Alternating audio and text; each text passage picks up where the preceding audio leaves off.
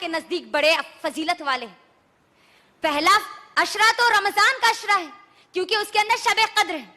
دوسرا عشرہ ذی الحجہ کا عشرہ ہے کیونکہ اس کے اندر عرفہ کا دن ہے. تیسرا عشرہ یہ محرم کا پہلا عشرہ ہے کیونکہ اس میں یوم عاشورہ کا دن ہے. اور آج ہمارے پاس اگر کوئی شادی کی تاریخ اگر طے بھی کر دے تو کیا کہتے ہیں؟ دیکھو تاریخ کو آگے بڑھا دو ورنہ بچی کی زندگی میں، لڑکی کی زندگی میں غم ہی غم ہوگا. اس کی زندگی میں پوری منوسیت آ جائے گی. اللہ اکبر. یہی کہتے ہیں نا، شادی نہیں کرنا، اللہ اکبر، کوئی اچھا کام نہیں کرنا. کیوں؟ شہادت حسین ہوئی، کربلا کا واقعہ ہوا، غم کے دن ہے یہ. اللہ اکبر.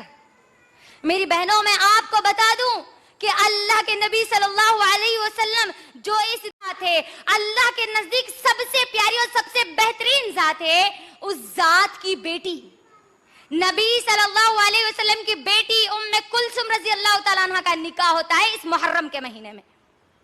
جانتے ہیں کس تاریخ کو؟ ہم کہتے ہیں نا کہ 3 تاریخ کو کرے تو بچی کی زندگی کا 3 تیرہ ہو جاتا، نہیں؟ ام کلثوم رضی اللہ تعالی عنہ کی شادی 3 محرم کو ہوئی عثمان بن عفان رضی اللہ تعالی عنہ سے. ان کی زندگی 3 تیرہ ہوئی. نعوذ باللہ. ہاں، یہ سوچ، یہ گمان، یہ خیال، یہ تصور ہمارے دماغوں سے نکال کے پھینک دیجئے. یہ حرمت والا مہینہ، احترام والا مہینہ، اللہ کا پسندیدہ مہینہ ہے. اچھے کام خاص طور پر اس مہینے میں کیجئے، اس عشرے میں کیجئے خاص طور پر. آج ہمارے پاس کیا ہوتا ہے؟